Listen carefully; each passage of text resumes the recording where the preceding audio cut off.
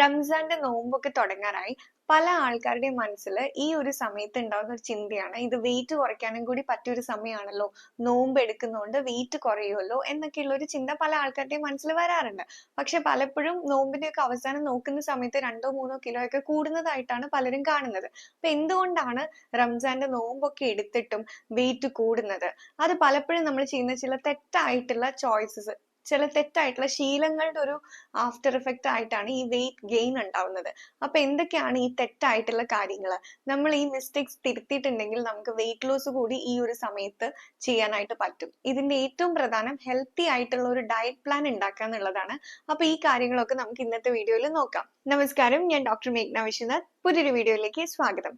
നമ്മൾ നേരത്തെ പറഞ്ഞ പോലെ തന്നെ ഈ റംസാന്റെ സമയത്ത്, നോമ്പിന്റെ സമയത്ത് ഈ ഡയറ്റിൽ ചെയ്യുന്ന ചില മിസ്റ്റേക്കുകളാണ്. അപ്പൊ ഓരോരോ മിസ്റ്റേക്കുകളായിട്ട് നമുക്ക് ഇന്നത്തെ വീഡിയോയിൽ നോക്കാം. മിസ്റ്റേക്കിലേക്ക് പോകുന്നതിന് മുന്നേ നമ്മൾ മനസ്സിൽ വെക്കേണ്ട ഒരു കാര്യമുണ്ട്. നമ്മൾ നോമ്പ് എടുത്തു എന്നുള്ളത് കൊണ്ട് നമുക്ക് വെയിറ്റ് കുറഞ്ഞോളണം എന്നില്ല.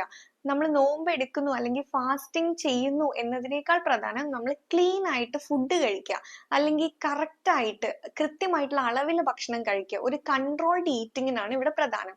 അത് നിങ്ങൾ നോമ്പ് എടുക്കുകയാണെങ്കിലും അല്ലെങ്കിലും കൺട്രോൾഡ് ഈറ്റിംഗ് ഉണ്ടെങ്കിൽ മാത്രമേ നമുക്ക് വെയിറ്റ് ലോസ് ഉണ്ടാവൂ. അതുകൊണ്ടാണ് പലപ്പോഴും നോമ്പിന്റെ അവസാനമൊക്കെ വെയിറ്റ് കൂടുന്നതായിട്ട് കാണുന്നത്. ഈ കൺട്രോൾഡ് ഈറ്റിംഗ് അവിടെ നമ്മളുടെ കയ്യിൽ നിന്ന് പോകുന്ന ഒരു സാഹചര്യത്തിലാണ് ഇങ്ങനെ വെയിറ്റ് കൂടുന്നത്. അപ്പൊ നമുക്ക് ഓരോരോ മിസ്റ്റേക്സ് ആയിട്ട് നോക്കാം.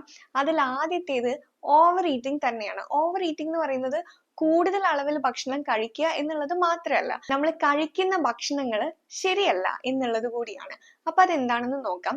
അതിൽ ഒന്നാമത്തേത്, നമ്മൾ ഈ രാവിലെ മുതൽ വൈകിട്ട് വരെ നോമ്പ് എടുക്കുന്ന സമയത്ത് സ്വാഭാവികമായിട്ട് നമ്മളെ മനസ്സിൽ ഇങ്ങനെ ഓട്ടോമാറ്റിക് ആയിട്ട് ഒരു ചിന്ത ഇങ്ങനെ സെറ്റ് ആയി വരും. ഇത്രയും നേരം നോമ്പെടുത്തല്ലോ, ഇനിയിപ്പൊ നമുക്ക് എന്ത് വേണേലും കഴിക്കാലോ. അങ്ങനെ നമ്മൾ നമ്മുടെ ബോഡീനെ ഒരു റിവാർഡ് മോഡിലേക്ക് നമ്മൾ തന്നെ കൊണ്ടുപോകും. അതങ്ങനെ മെന്റലി അങ്ങനെ ആയിപ്പോവും. അപ്പൊ ഈ നോമ്പ് തുറക്കുന്ന സമയത്ത് നമ്മൾ കൂടുതലും ജങ്ക് ആയിട്ടുള്ള ഫുഡ്സ്, ഇപ്പം പറയുകയാണെങ്കിൽ സമൂസ, കട്ട്ലീറ്റ്, അങ്ങനെയുള്ള പഴംപൊരി, അങ്ങനെ വറുത്തതും പൊരിച്ചതും ഒക്കെ ആയിട്ടുള്ള കാര്യങ്ങളോടാണ് കൂടുതൽ എല്ലാവർക്കും ഒരു താല്പര്യം ഉണ്ടാവുക. അപ്പൊ അതാണ് ഒന്നാമത്തെ മിസ്റ്റേക്ക്. നമ്മൾ അൺഹെൽത്തി ആയിട്ടുള്ള ചോയ്സസ് എടുക്കുന്നു എന്നുള്ളതാണ് ഒന്നാമത്തെ കാര്യം. ഇവിടെ എന്താ സംഭവിക്കാന്ന് വെച്ചിട്ടുണ്ടെങ്കിൽ, നമ്മൾ കൂടുതലായിട്ട് ഇങ്ങനെ മധുരം ഉള്ളതും ഈ കൂടുതൽ കാലോറി ആയിട്ടുള്ള ഫുഡൊക്കെ കഴിക്കുമ്പോൾ നമ്മളെ ബോഡി ഇത്രയും നേരം ഒരു ഫാസ്റ്റിംഗ് മോഡിലേക്കായിരുന്നു കുറേ അധികം സമയം. അപ്പൊ പെട്ടെന്ന് ഇങ്ങനെ ഒരു ഷുഗർ ഓവർലോഡും ഈ കൂടുതലായിട്ട് ഹെവി ആയിട്ടുള്ള ഫുഡ് ഐറ്റംസ് ഒക്കെ വരുന്ന സമയത്ത് ഒരു ഇൻസുലിൻ സ്പൈക്ക് ഉണ്ടാവും നമ്മളെ ബോഡിയിൽ. അപ്പൊ ഇൻസുലിൻ സ്പൈക്ക് ഉണ്ടാവുന്ന സമയത്ത് നമ്മൾ കഴിക്കുന്ന ഫുഡൊക്കെ ഡയറക്റ്റ് ആയിട്ട് ഫാറ്റ് ആയി പോവാൻ, ഫാറ്റ് സ്റ്റോറേജിലേക്ക് പോകാനുള്ള ചാൻസും കൂടുതലാണ്. അപ്പോഴാണ് നമ്മൾ ഈ കഴിക്കുന്നതിന് വിപരീത ഫലം എന്ന് പറയുന്നത്. ഇത്രയും നേരം നോമ്പ് എടുത്തിട്ട് നമ്മൾ ഈ അൺഹെൽത്തി ആയിട്ടുള്ള ഫുഡൊക്കെ കഴിക്കുമ്പോൾ അത് ആക്ച്വലി നമ്മളെ ബോഡിക്ക് ഒരു നെഗറ്റീവ് ഇഫക്റ്റ് പോലെയാണ് വരുന്നത്. അപ്പോൾ നമ്മൾ ചെയ്യേണ്ട കാര്യം എങ്ങനെയാന്ന് വെച്ചിട്ടുണ്ടെങ്കിൽ, ഒരു ലൈറ്റ് ആയിട്ടുള്ള മീലിൽ നിന്ന് തുടങ്ങുക എന്നുള്ളതാണ്. ആദ്യമേ തന്നെ നോമ്പ് തുറക്കുന്ന സമയത്ത് ലൈറ്റ് ആയിട്ട് ഡേറ്റ്സ്, അതിന്റെ കൂടെ ശ്രദ്ധിക്കേണ്ട ഒരു കാര്യം കുടിക്കുന്ന വെള്ളം.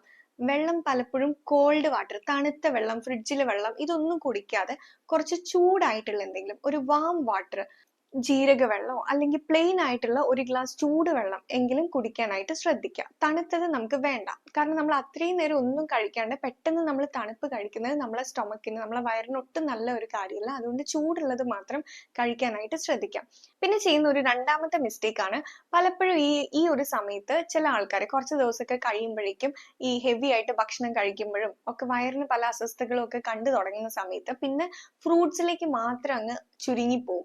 ജ്യൂസ്, ഫ്രൂട്ട്സ് ഇത് മാത്രമാവും അവരുടെ ഭക്ഷണം.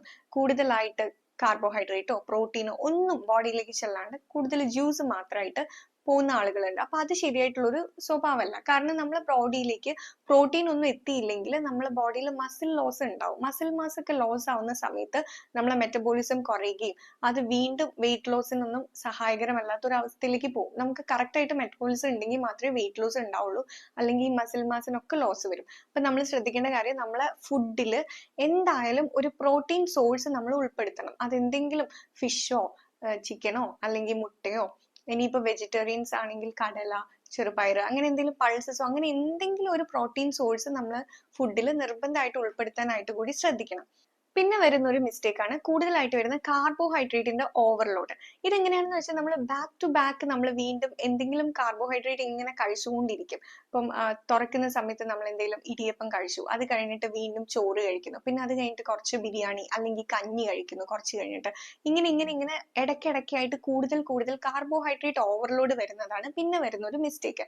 അപ്പൊ ഇതിന് ചെയ്യാൻ പറ്റുന്നതെന്ന് പറഞ്ഞാൽ നമുക്ക് ചോറും ഇതൊക്കെ കഴിക്കാം, പക്ഷെ അതിനൊക്കെ ഒരു കൺട്രോൾ ഉണ്ട്, പോർഷൻ കൺട്രോൾ. നമുക്ക് വേണ്ട ഒരു അളവിൽ മാത്രമാണ് നമ്മൾ ഇത് കഴിക്കേണ്ടത്. അപ്പോൾ ഇതുപോലെ നിങ്ങൾക്ക് പറ്റുന്ന അളവിൽ ഈ ഡയറ്റ് പ്ലാൻ കസ്റ്റമൈസ് ചെയ്യാൻ, അല്ലെങ്കിൽ നിങ്ങൾക്ക് ഒരു കോമൺ ആയിട്ട് ഒരു ഡയറ്റ് പ്ലാൻ റംസാന് അറിയണം എന്നുണ്ടെങ്കിൽ ഞാൻ താഴെ കൊടുത്തിരിക്കുന്ന നമ്പറിൽ കോൺടാക്ട് ചെയ്യുകയാണെങ്കിൽ നിങ്ങൾ എങ്ങനെ റംസാന്റെ സമയത്ത് ഒരു ഡയറ്റ് പ്ലാൻ സെറ്റ് ചെയ്യണം, വെയിറ്റ് ലോസിന് വേണ്ടിയിട്ട് നിങ്ങൾക്ക് എങ്ങനെ ഡയറ്റ് പ്ലാൻ സെറ്റ് ചെയ്യണം, ഇനി വെയിറ്റ് ലോസ് അല്ല നിങ്ങൾക്ക് ഹെൽത്തി ആയിട്ട് എങ്ങനെ ഭക്ഷണം കഴിക്കണം എന്നൊക്കെ അറിയാനായിട്ട് ഞാൻ താഴെ കൊടുത്തിരിക്കുന്ന നമ്പറിൽ വാട്സ്ആപ്പ് മെസ്സേജ് അയക്കാം കേട്ടോ. അപ്പൊ നമ്മൾ നേരത്തെ പറഞ്ഞ പോലെ തന്നെ ഈ കാർബ് ഓവർലോഡ് വരുന്ന സമയത്ത് നമ്മൾ റിപ്പീറ്റഡ് ആയിട്ട് വീണ്ടും വീണ്ടും ഇങ്ങനെ ഓരോന്നൊക്കെ ഇപ്പം ഇടിയപ്പം പത്തിരി അങ്ങനെ മാറി മാറി കഴിച്ചുകൊണ്ടിരിക്കുന്ന സമയത്ത് വീണ്ടും ഇൻസുലിൻ സ്പൈക്ക് ഉണ്ടാവുകയും നമ്മളെ മെറ്റബോളിസം ഒന്നും പ്രോപ്പർ ആയിട്ട് നടക്കാതെ വരികയും ഫാറ്റ് ബേൺ ഒന്നും നടക്കാണ്ട് വരികയും ചെയ്യുന്ന ഒരു സാഹചര്യമാണ്.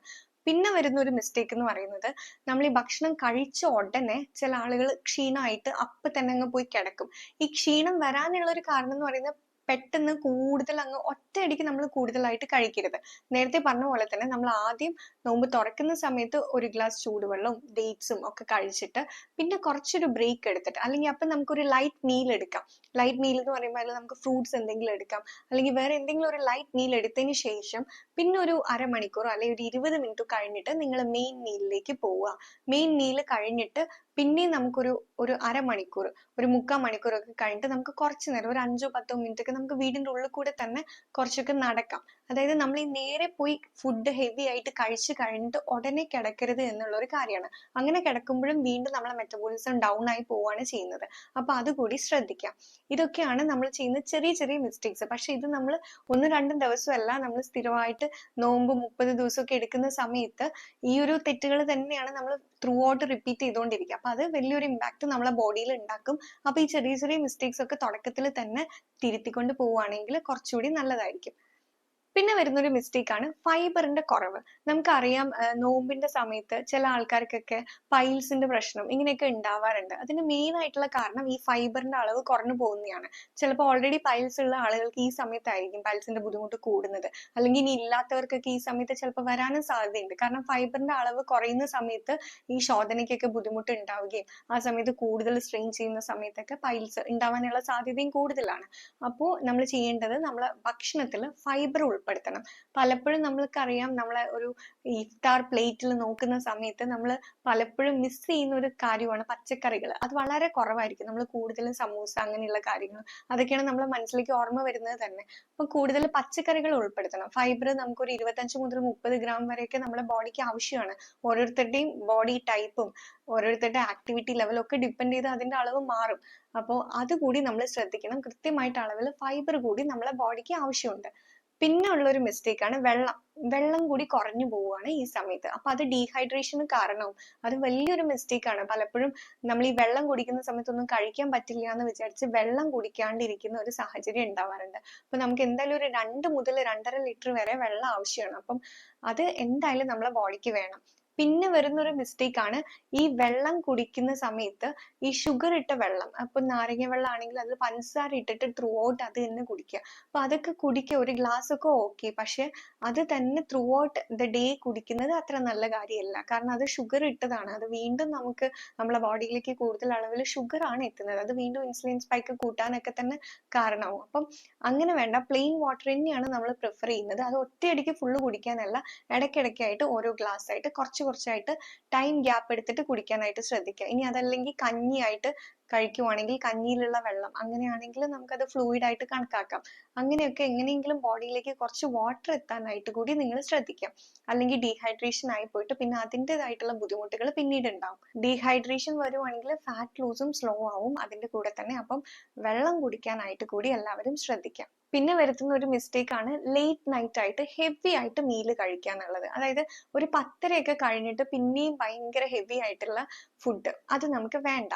രാത്രിയൊക്കെ വിശക്കുവാണെങ്കിൽ എന്തെങ്കിലും ലൈറ്റ് ആയിട്ടുള്ള ഫുഡിലേക്ക് ഫോക്കസ് ചെയ്യാനായിട്ട് ശ്രദ്ധിക്കുക.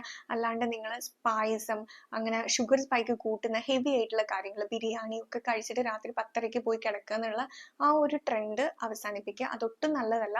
ആ സമയത്ത് ഇൻസുലിൻ സ്പൈക്ക് കൂടുകയും ചെയ്യും. പിന്നെ നേരെ പോയി കിടന്നുറങ്ങുന്ന സമയത്ത് നമ്മുടെ മെറ്റബോളിസം ഒക്കെ സ്ലോ ഡൗൺ ആവുകയും ചെയ്യും. അപ്പൊ ഫാറ്റ് ബേൺ ഒന്നും നടക്കില്ല എന്ന് മാത്രമല്ല, ആ കഴിച്ച ഫുഡൊന്നും പ്രോപ്പർ ആയിട്ട് ഡൈജസ്റ്റ് ആവുക പോലും ഉണ്ടാവില്ല അടുത്ത ദിവസം ആവുമ്പോഴേക്കും. അപ്പൊ നമ്മളെ വയറിന് പ്രശ്നങ്ങൾ, ഗ്യാസ്ട്രിക് ഇറിറ്റേഷൻ, പുളിച്ചു തേട്ടല്, ഇങ്ങനെ തുടങ്ങിയിട്ടുള്ള പ്രശ്നങ്ങളൊക്കെ അവിടെ തൊട്ട് തുടങ്ങും. അപ്പൊ അങ്ങനെയുള്ള കാര്യങ്ങൾ കൂടി ശ്രദ്ധിക്കാം. പിന്നെ ഏറ്റവും പ്രധാനമായിട്ടുള്ള ഒരു കാര്യമാണ് പ്ലാനിങ് ഇല്ലാത്തത്. അപ്പൊ പ്ലാൻ ചെയ്യുക എന്നുള്ളതാണ് നമുക്ക് ഇതിൽ ഏറ്റവും ഇമ്പോർട്ടന്റ് ആയിട്ടുള്ള കാര്യം. നമ്മൾ പ്രോപ്പർ ആയിട്ട് ഡയറ്റ് പ്ലാൻ ചെയ്യണം. നമ്മൾ നാളെയും മറ്റന്നാളും ഒക്കെ എന്ത് കഴിക്കണം എന്ന് നമുക്ക് തന്നെ ഒരു ധാരണ ഉണ്ടാവണം. എന്നാൽ മാത്രമേ ഇതിന്റെ കൂടെ വെയിറ്റ് ലോസ് ഉണ്ടാവുള്ളൂ. ഇനി വെയിറ്റ് ലോസ് ഇല്ലെങ്കിൽ പോലും വെയിറ്റ് ഗെയിൻ ഉണ്ടാവാണ്ടിരിക്കാൻ കൂടി നിങ്ങൾ ഈ കാര്യങ്ങൾ ശ്രദ്ധിക്കേണ്ടതാണ്.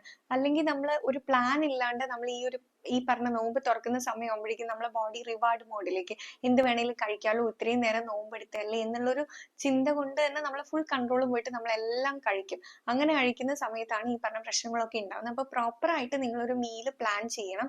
അപ്പൊ നിങ്ങൾ റംസാന്റെ സമയത്ത് വെയിറ്റ് കുറയ്ക്കാൻ ആഗ്രഹിക്കുന്ന ആളുകളാണെങ്കിൽ ഈ പറഞ്ഞിരിക്കുന്ന വാട്സപ്പ് നമ്പറിലേക്ക് മെസ്സേജ് അയക്കുക. എങ്ങനെയാണ് കറക്റ്റ് ആയിട്ട് നിങ്ങൾ വെയിറ്റ് കുറയ്ക്കാനായിട്ട് റംസാന്റെ സമയത്ത് നോമ്പ് ഡയറ്റ് പ്ലാൻ ചെയ്യേണ്ടത് എങ്ങനെയാണെന്നുള്ളത് ഞാൻ പറഞ്ഞുതരാം.